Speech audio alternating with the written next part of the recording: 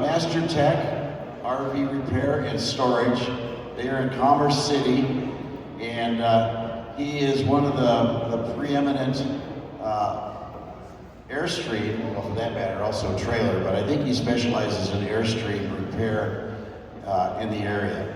And I can personally attest, having been there, to have some body work done, that he's fairly quick with it, and it's a beautiful job. And he also does solar power installs and almost anything that walks in the shop. You were a technician for Airstream at one time, right? I worked for the company at the Windish for 5 years. All right, at any rate, his presentation is going to be on maintenance, and I'm going to just say it right out. He's got an example up here of a water heater. I know that I've been approached a lot here, and this is not going to be normally part of his presentation, but I've had half a dozen people walk up to me and ask me about their continuous flow water heaters. So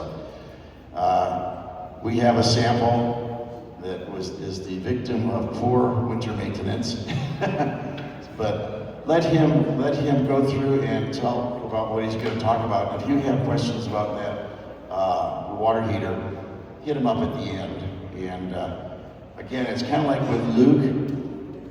Mark is such a nice guy. If you ask him a question, he will come over and focus on you. But it will distract from the rest of his presentation. So if you have questions, he'll be around afterwards, and you can ask him those detailed questions. So without further ado, here is Mark and Carol. She's the other half of the business. Here you go. Okay, thank you, John.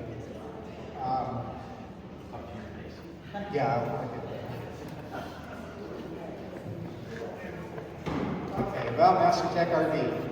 So I started in the industry in 1983. Up to your face. 1983, and been at it since then. And we turned into Master Tech RV. We hit a niche. I kind of accidentally got in with Airstream via one of our customers, MJ. If you know MJ out there. But anyhow, there's a couple topics I'm going to start on, and you can see the list there. I'm going to start right at the front end separation. I don't know, does anybody here, have you heard of the front end separation or know what it is? Okay.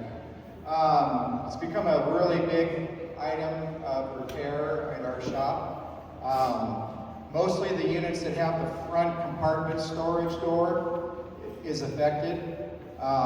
17 through 21. It appears that in production there was a bracket that didn't get put in or possibly wasn't engineered. We'll go through that. This is just the agenda. I'm kind of help him move along. So that's the first item that I'm going to talk about. And so that's why I brought it up. So, husband and wife team. Yeah. So I always say if you can't find Carol, you can hear her before you. So there's a bracket made by an aftermarket. We're going to skip right to it, I guess. Aftermarket that is out of California.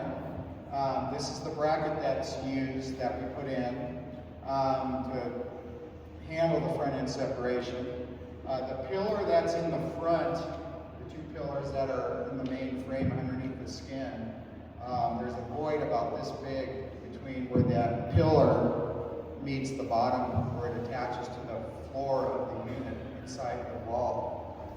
This has been engineered, not by me, out of a company in California, made out of steel. The newer Airstreams that are out there now that are being in production have an aluminum one, similar to this. This bracket goes through to the main frame and gets welded to a bracket up underneath. This bolts into the A-frame section of it. Then this gets riveted to the side. We have some pictures of it. How you can identify it is next to your door in the lower right corner, in the left corner, you'll see a crease. That's the start of the separation. So if you guys, any of you that have a front apartment, look in those bottom corners, and if you see a wrinkle in there, that's the beginning of the separation. Got a question? The very front compartment right behind the battery box. Not on the side. Yeah. There's a lot of talk about it in the forums and stuff like that. You know, mine is just one method of repair to keep it from getting worse. And I don't know what the factory's doing. I know that they have the aluminum one that's being put in there on the newer ones. But that's one of the bigger, more we see more of that this year than we have in prior years. But definitely take a look at your compartment, see if you got that crease started, and then if you're under warranty, by all means call your local dealer and see what they can do for you. Call Airstream in Jackson Center. A lot of times they're authorizing repair to get done and arranging it for people as well from the factory repair with the aluminum bracket that they're using. But that's one of the big things we see a lot of this year. If you look at the pictures there, it's that area between the two walls of that front door, so the front door needs to be removed. And then this is kind of an illustration of one in the middle of a repair. And you can see how the bracket fits in there. It gets riveted with the Olympic rivets on the side, and it gets bolted through the front there, as you can see. Then there's an outrigger on the outer side of where the banana rack is that gets welded in place on the frame, and then it gets bolted through there. So it's an extra area broadening the support and bringing it out towards the front more so it has more bite to it. A lot of the gentlemen who just did the Equalizer brand presentation, there's talk that the tightness of that is kind of attributing to the front end separation, and they're recommending the Blue Ox Equalizer hitch, because it has more give, so you don't get that pounding tension on the front of the A-frame. And then there's other brands. A lot of people are using the Air suspension. They've got that new Air suspension that you can adapt your equalizer to. There's like a waiting list for that being out there. Does anybody have the Air suspension right on their hitch? Any hands? So this gentleman has one over here with the white hat. He can tell you about it as well. It takes that vibration and bouncing out of the front, which can help attribute to the front end separation. So that's something that you can look into. And then it's on the Airstream forums as well. So you can see and hear what people are doing for that. Gentleman in the back.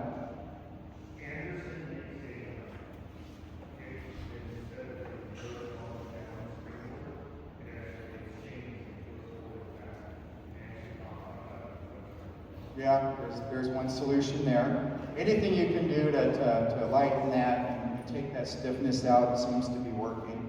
I'm not seeing it on the newer ones. I don't have a lot of them. I get them after they're out of warranty, so I don't do any of the factory warranty. You have to go to the dealer for that.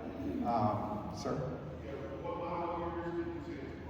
I'm seeing, I don't know which ones are all affected, but I'm seeing them come in from 2017 to 2021.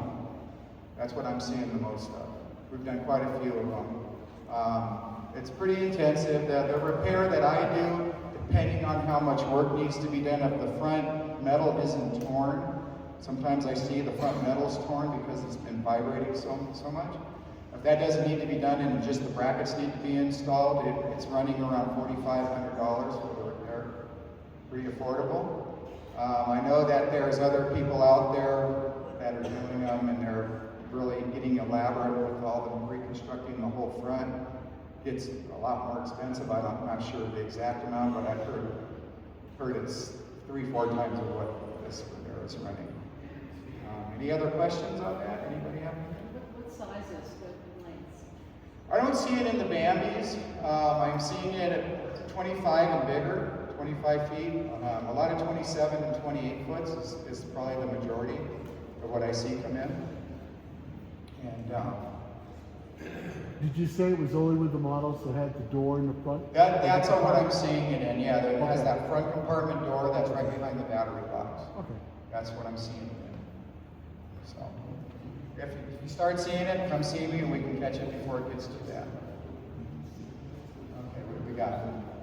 You just had you got somebody going to talk about wheel bearings and brakes, but these are the services and inspections that we do. If you're local and you want to come see us, these are the upgrades we do are the Dexter number 11 lift kits. Does anybody have those? Have a lift kit on their unit? Okay. And there's also, I've discovered recently, a lot of those get put on. And when they get put on, the holes that the bolts go in have a little bit of movement allowed for installation. And I'm starting to see some misalignment on those number 11 brackets that get put in there. I've had a couple come in where they're showing a really odd tire wear. And we've discovered through diagnosis, trying to find a tire wear issue on a unit that has a lift kit, that they can be out 3/16 of an inch from right side to left side, which is going to cause, we've learned that it's starting to cause an uneven tire wear. So what we've been able to do is actually get a caliper and pre-measure them and reset those brackets so that they're aligned exact true. Because you take 3/16 of an inch and you do the span of 7.5, 8 feet from one side of the frame to the other, that turns into a pretty good gap, and so your wheels can be off a little bit, and that will cause the uneven tire wear, amongst other things such as underinflation and overinflation, things like that. You know, hitting curves and stuff like that. But anyhow, that's something to look out for. If you're getting uneven tire wear, we can measure them, put a caliper on them, and make sure that the lift kit's true after installation. Something to think about. The water heater, how many of you have this? Girard. Yeah, more hands than not. Weak spot. This is the one, this loop right here, this coil on this copper is where we see 90% of the breakage. It's a very thin piece of a coil. It probably could have been made a little bit thicker gauge. We're seeing it pretty quickly on first freezes. We're seeing it when the temperature gets down to about 28 to 25 degrees in the evening, pre-season, and I've had them come in already this year from spring, an early spring freeze. I had one come in. 90% of them crack right there on this. There is an upgrade that you can get for that Girard. It's the Truma version, and with a little bit of tweaking and a door kit, we can upgrade to the Truma system, which has the preheater in it. Is anybody familiar with the Truma water heater that replaces this size? It's got a preheater in it, so it's, if you have it on and you have it in on rest mode, it keeps the chamber heated, somewhat warm, so you don't get that freeze early spring or early winter, late spring, or early spring as well.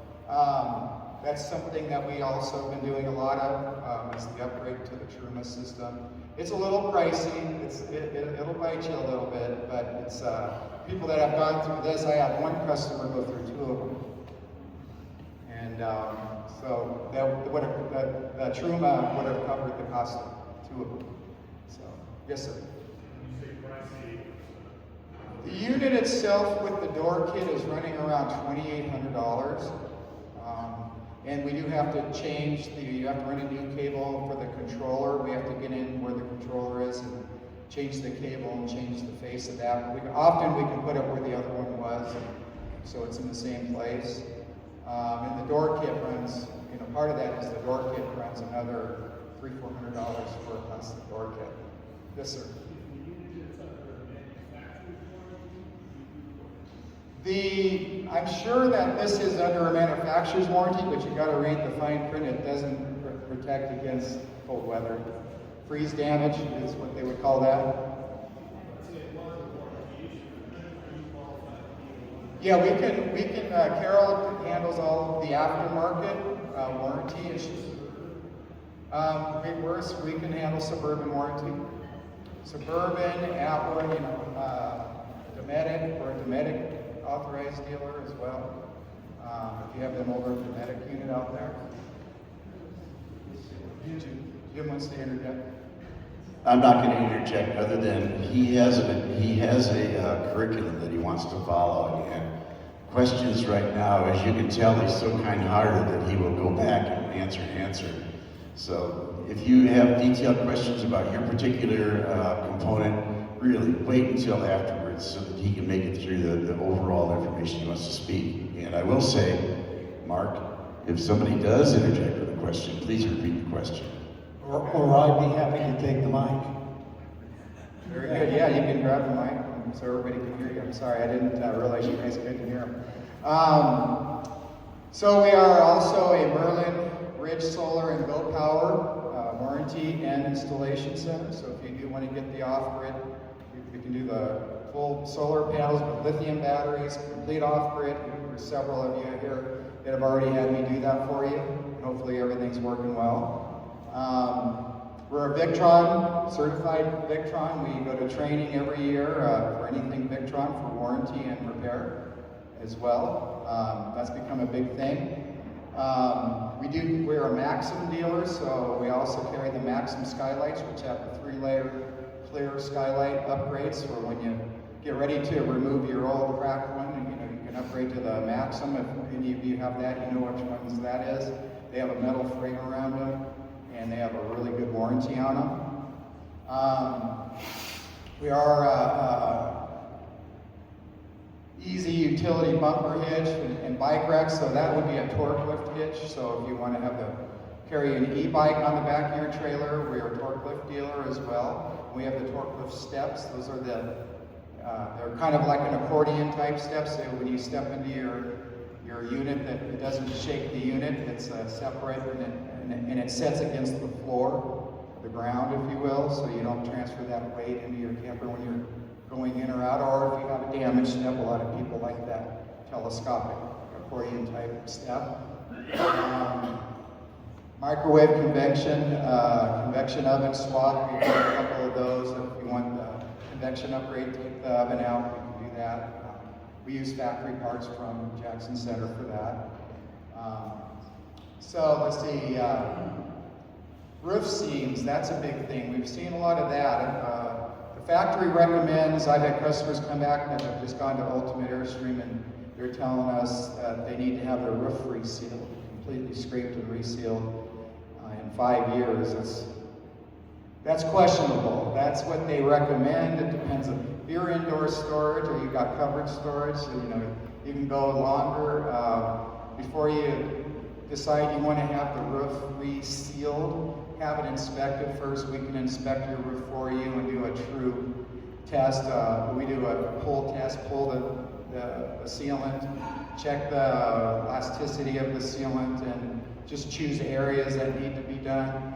I find about 8 years, the silicone in the sealant is called Ad Seal. That's what the factory uses. That's what we would use to reseal it with. You can get it from an Airstream dealer, you can get it from us. If you want to do a spot seal, but you should inspect it every year. Just go up, get a ladder and go around and inspect it every year. Because all the water leaks and water problems always generate from the roof down. So there's some pictures of the Ad Seal. Your main seal, which is in your front and back, of where the aluminum starts, where the white and the aluminum color, starts. That's the main seals, and that's applied in a special technique that needs to be done the same way that the factory does it. It uses quite a bit of product doing that, but it lasts. Those are your main seals. That's usually where they leak. Also, the penetrations, like the vents, the antennas, the Wi-Fi boosters. Nowadays, solar. People are getting solar. It's getting harder and harder to walk on the roofs because people have an array array of solar that makes it difficult to walk through there, you know. But it's, you know, you want that solar, we do the full solar kits with the Victron. Keep it a generation so it regenerates power so you can go off grid for pretty much unlimited amount of time. The Victron 3000 inverter upgrades. Oh yeah, I've seen faces of ones that I've been here and they're still being used. The water treatment and sanitization is of the utmost importance. I do notice that because I work on various amounts of different types of trailers as well as Airstreams. I do find that the Airstream owner is more diligent with their sanitation and water treatment and cleansing their tanks, very important. Keep the microbes out, so we do like the aqua water treatment. For throw-ins for your sewage, I find, and we use the RV Digested brand. It's an enzyme type. You know, you want to keep that, keep treatment in there, keep that from getting plaque buildup on the inside. Keep the odors. I know there's a guy that does the cleaning here. That's a great, he does a great job on tanks that haven't been treated and have a little bit of plaque in the black tank. That service he provides that washes the inside walls out is really good. But if you stay ahead of it with the RV Digested and cleansing after every trip, don't let it sit in there over a season, then you'll have pretty good luck with the freshness of your black tank and your gray as well. Lead acid versus lithium, we're seeing more and more people go away from the lead acid and the AGMs, although they've been great for decades. I mean, lithium's the big punch now and has been probably for the last 5 years. More and more people are going to that just because of the energy is more readily available, recovers faster. You don't have to take them out. They go into a dormant stage, you know, in hibernation mode. They come with heaters now. Everything's pretty much coming with heaters and Bluetooth. So now you can open up your phone and check each cell on your battery and everything else. You can turn the heaters on from your phone, and depending on what battery you get. We are a Epoch dealer, Epoch, however you want to pronounce it. We're also a Renogy dealer, so if you decide you want to get Renogy, you like that, a certain brand, we can put any brand in for you, make it work. Fit it in the front compartment, put it in the battery box. A lot of people like to remove the batteries inside. Number one, they're expensive and they're less apt to get stolen, but also keeps them more at room temperature instead of outside temperature. So you don't have to use your heaters as much. And they're also a little more theft-proof when they're moved inside. So we do a good job of measuring that and fitting them in there, putting it, rearranging the unit so it works for you so you don't lose a lot of storage. Very important. And then the appliance and the LP system, cooling unit inspection, furnace, water heater, stove. Good idea to have that serviced every year. And if you're a do-it-yourselfer and you've got the technology and the tools and the know-how to do that, then more power to you. Just keep doing it. If you're not, and you want to have somebody look at it and then find the problems before they start or fix the problems, bring it to us and we'd be happy to schedule you in and go do a system check for you. And it's very affordable. We can itemize and check just certain things if you want. We don't have to charge you 8 hours for a complete pre-delivery inspection type. We can tailor down and inspect just what you want done, keep the cost down, and then advise. We always call and advise you what things will cost and give you an idea of what it's going to take, and try to take the time to explain everything of what we're buying and what we're going to be doing and give you the reasons, and then that helps educate you as well, you know. And so that comes free with our service. So we do the hail damage. I'm doing one right now. I think this is the unit actually. We're doing the top 3 on the front and the back of the hail. You know, they didn't want the sides. On this particular one, we did do the side. But right now, I've got one in the shop where we're doing the front, top, and top 3. We call them top 3 and back 3. Those 3 are the round part of your roof, the aluminum part that you see that the decals on there. We don't do it, but I have a guy that does the polishing and ceramic coating. it uses the graphene type, it's called Adams. It's made by a company called Adams. If you want to get a ceramic coating put on there, it kind of helps you shed the water or the dirt off with just high pressure water. And you can, you don't have to wash it every time. It creates a barrier from the dirt getting into your clear coat that's on the metal that's already on there. There's a price range there for the ceramic, and that includes a polish. So he polishes the scratches, washes it, gives you a detail, and then applies the ceramic coating. And it does need to be boosted every year. So once you get the ceramic coating, the boosting is it's very minimal compared to the initial application. But with that price comes a polish, scratch polish, the details, so all the plastics get detailed, the tires, and the A-frame, it's all redone, you know, at the initial application.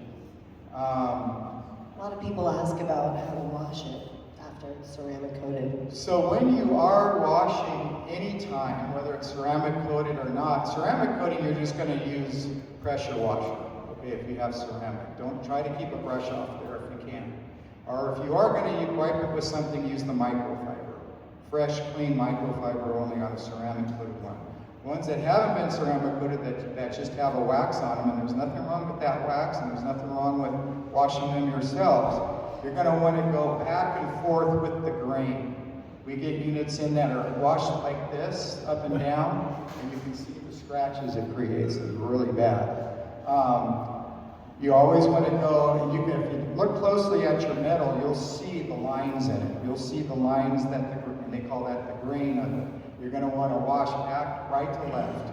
And on the front areas, it's like this. It's over the top like this. And on the bottoms, it's going to be right to left.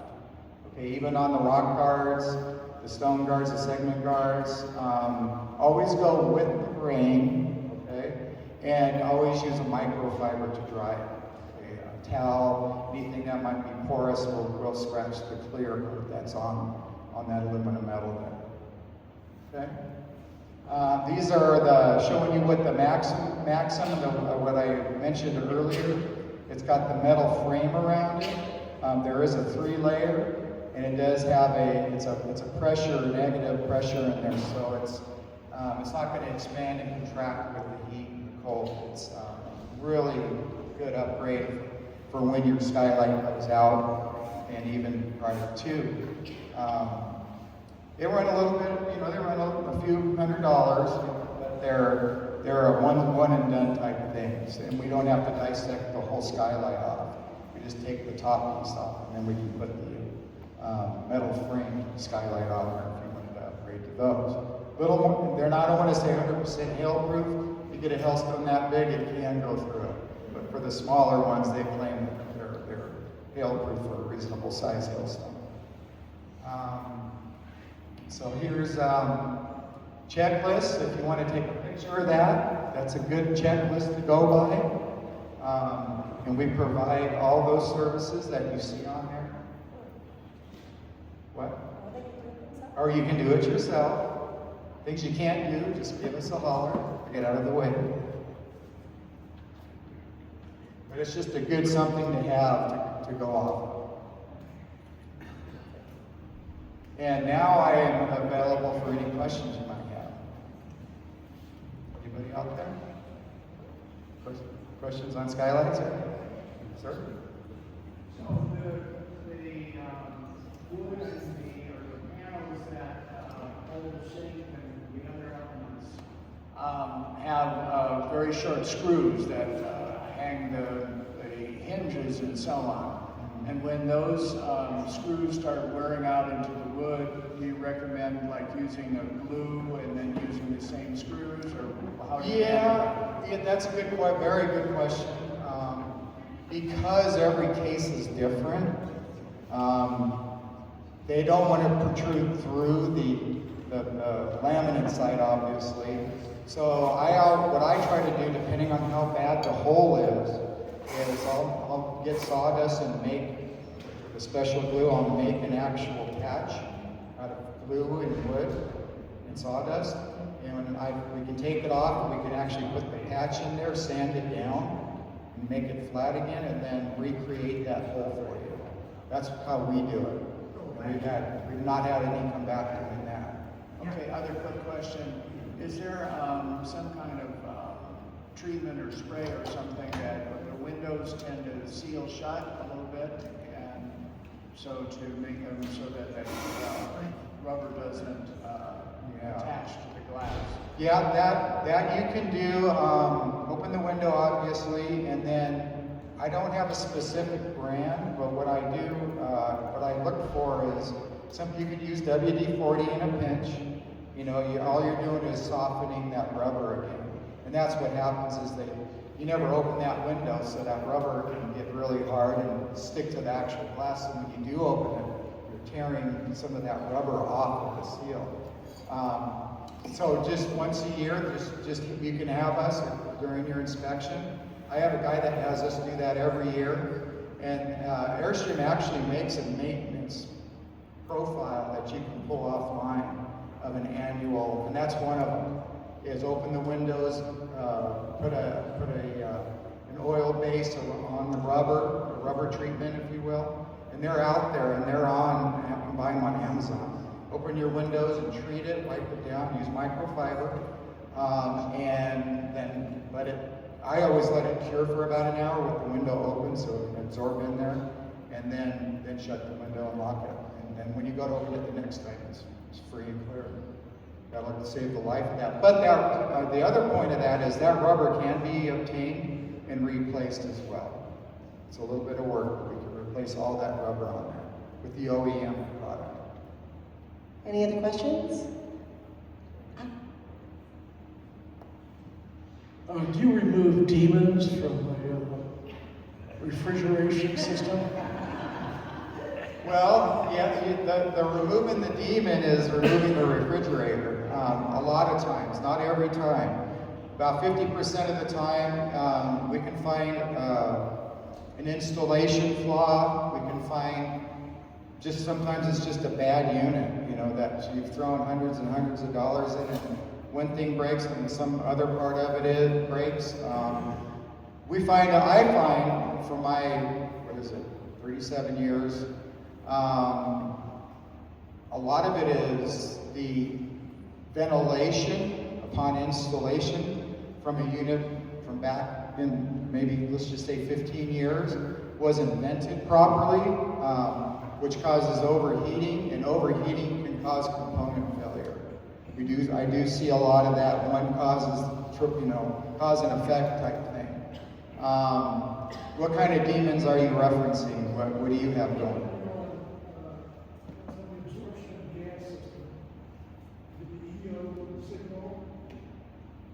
It's on the absorption gas system. I get an EO signal. Okay. And sometimes I can get it restarted, sometimes I can't. Sometimes it'll run for weeks at a time, and then it won't run. And so I'm looking for an exorcist, but I can't. Right. You know, I know exactly what you're talking about because I've had them in my shop. And usually, if we take it out, we try not to take it out because it's a lot of work. It's extra labor for the customer to pay. Sometimes we have to.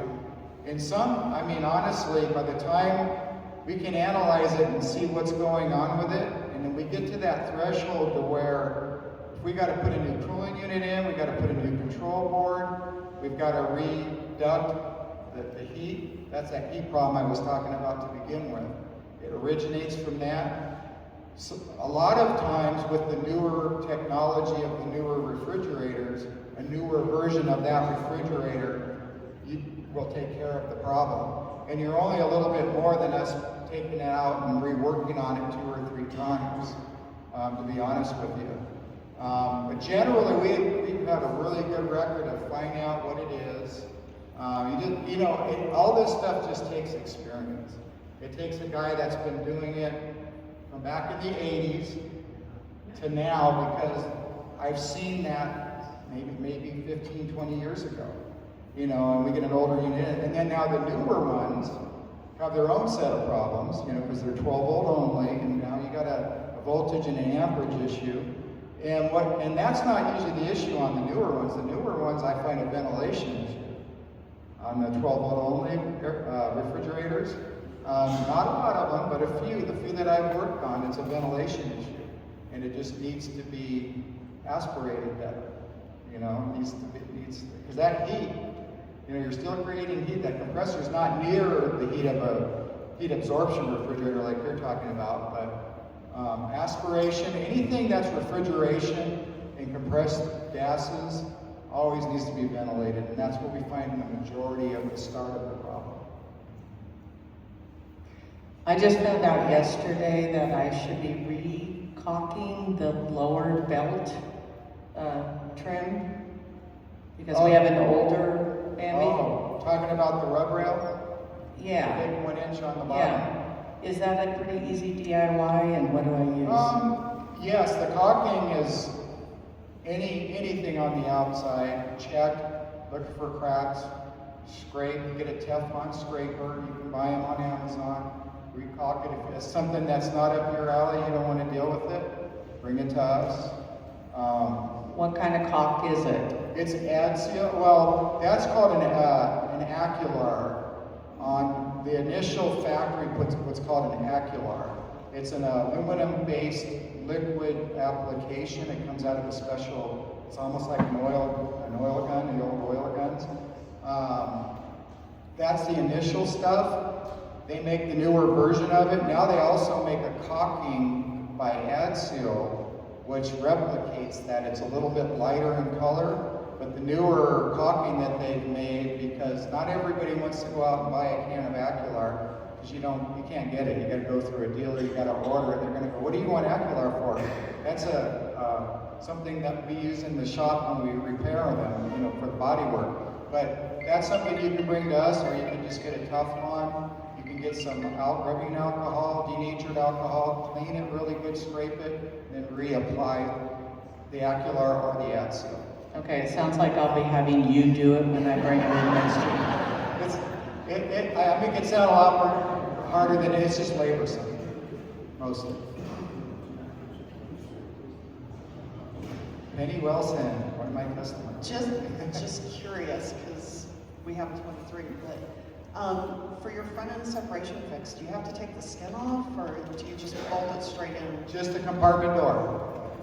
Now, to your point though, good question, because if the skin is torn, the really advanced cases, that skin will tear. And then that front sheet doesn't have to, but should be replaced after repair.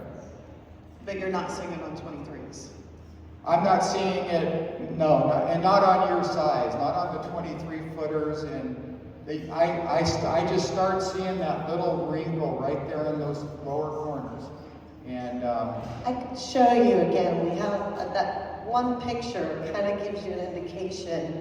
yeah, the picture doesn't really, when you're standing and looking at it, the picture doesn't do it justice, but you can run your hand along that front lower corner and feel the ripple. And that's the start of it. It's not doomed, it's not ruined, but it's the start of that separation. Right here is, you know, you could kind of try to get a close-up so you could kind of see if there's a separation. See that, Check it. that before picture? Like you were just talking about the sealant, cracking the sealant. That's the rub rail. First thing you'll see is a gap in there where that Acular, that aluminum colored sealant has cracked. Okay, and see that little gap right there where it's got that little crack with the blue arrow? And then you can run your hand right on that same corner there, and you'll feel the metal go in. That's the beginning of that movement from that lower floor piece that's in between those two layers of aluminum and that stud, that structure beam that's in there, that you see your rock guards are attached to. Yes, sir. Are you seeing front and separation issues with very oil glasses for your bed? The longer the unit, usually the worse the separation is, because it's the rocking. You know, you might have seen the guy out in North Bay. He jumps on the back of the bumper, and you can see the front bouncing. There's a video of it that's on YouTube. Vinny's North Bay. He's kind of the pioneer guy who makes a whole new front end for that. In advanced cases, that's often what needs to be done. But yes, definitely see it on 30s, 27s, 26s, 25s, not as bad. Yes, sir. Is this sometimes prefaced by breaking the rivets on the bottom part? That's it. It's another telltale sign. Thank you for bringing it up. See that rivet on the lower right? And then the corner rivet just to the left of it on the after picture there. Usually in the advanced cases are ones that are getting advanced. That rivet is gone, that lower one, and then that center rivet in the corner will break, or it's loose. That's a telltale sign that you need to get it in. So, I mean, it's a little bit more progressed at that point. Still able to save it. I've had them come in where that area is torn from rivet to rivet. And when it's torn, we can put the same kit in, and you can opt to have that whole front sheet replaced or not. Some guys want me to put a patch over it, because it gets expensive when you do that full front piece. We have time for the water heater questions now, if there's more water heater questions. No? You ready? Yeah. Yep. On the electrical connection for that Girard, is that a plug-in connection, or is that a wire nut, wacko? It usually has a plug. They do a really good, Airstream does a really good job, depending on the year, a really good job of making a harness. But it's an easy, you got a positive and a negative, and you got your trigger wires, which are the blue wires. Same with your air conditioner. Your blue wires are triggers for either a furnace or an ignition for the unit. If you have any doubt, get in your owner's manual and open it up, because there's a schematic in there for that unit. And if you're savvy enough to read a schematic and have a meter to know what it does, a lot of you guys are, a lot of gals are, then you can actually see what's going on with it as well. If you don't want to do that, bring it to me. Is it a DUI easy job to pull that unit out to replace, say, the flow meter? There's a little bit to it. You got the plumbing. You want to make sure you isolate the power, so you don't have shorts. But realistically, there's nothing you can really do that would permanently damage your unit, unless you'd have to really try to hook wires to the wrong spot. Yes, sir, in the back. For fresh water tank sanitization, I've seen that some posts like Facebook or forums with contention over using bleach due to any of the time of exposure to valves, seals, etc. Whether you should use bleach or vinegar, or what you have on the slide, some aqua brand something. So, if you've got a new trailer or a used trailer or whatever, should you still do a bleach cycle for each season, etc.? Well, should is quite, ambiguous. I would highly recommend not using straight bleach, because the acid content in it is going to be really high. And what it will actually do is dry out the poly lines that you would have in a newer one. It's not going to do it overnight, don't get me wrong. But if you continually use a strong bleach method, that bleach is not the same pH as the tablets that they tell you to use, or the liquid that we had up here. Some people use juice, lime juice, lemon juice, because the acetate in that will actually kill the bacteria. People that are very chemical sensitive I've been told they've been using the lemon juice, as concentration of lemon juice in water. I did some study on it, and it will actually neutralize 95% of the bacterium that can cause digestion problems. So once or twice a year with bleach, as long as you keep it to like 8 hour saturation and flush it and rinse it twice, The rinsing and the cleaning, basically all you want to do is you want to stagnate that. You want to stop that bacterium from breeding inside your lines or in your tank. The longer the better, but not too long. I always like to do 3 hours. 3 hours seems to be the general time recommended, an hour to 3 that these guys recommend. The juices, the people that I know that are very chemical sensitive, that use concentrated lemon juice or lime juice, they leave it in there all day because the pH is a little bit lower. It still kills the bacteria, but it's a little bit lower. And it's really difficult to get in the tank, with a funnel and get the bottle of juice and stuff. But the tablets in this solution, we use the aqua on our camper. And basically you're just trying to keep it fresh so you don't get any spores that can, cause problems with your physical body, later. Yes. Oh yeah. Yeah. We, as many times, they say at least once, but as many times as you feel comfortable with, I guess, would be it's just a lower concentration of the bleach, basically. So, right here. Okay, sorry. We asked a question yesterday, and Colorado Airstream didn't seem to know anything about it, but a couple of us have the Suburban Tankless water heater system, and it appears that when the water temperature in the tank gets to about 62 degrees, it dumps all the water out of the tank. Is there any sort of fix or solution to that? I almost had, I have a tech who, he just left Airstream in Colorado, came to work for me, and I had a guy come in, just bought one. I'm not even gonna go in riffraff, but I brought it in to get it fixed, was there 2 months, didn't get touched.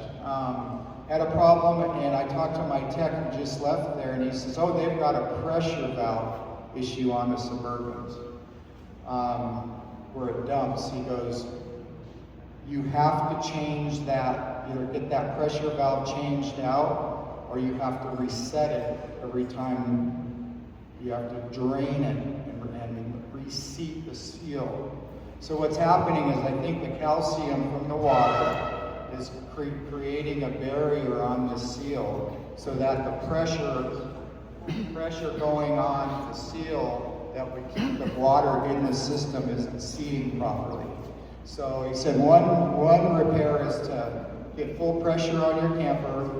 You've got a built-in pressure regulator on an Airstream. Let that run and try and clean that buildup off of that rubber seal. Then try it again. If that doesn't work, get it in and get that valve replaced. It's a known problem. It's on the newer ones. You must have a newer one. I do. So. Okay. I had trouble with my Tankless. It was a Girard, and it was due to low water pressure. So there's a water pressure thing in your Airstream, reduces pressure. I had a little filter, and then I had another water pressure thing in the hose line, reducer. So I was told just to remove the water pressure in the line, and that allows more pressure to go into the tank to activate it. Yeah. My question is, I guess, is it sufficient to just run the Airstream pressure? As long as it's not damaged. Yeah, you're regulating the pressure down from 55 psi, which the unit is designed to run on.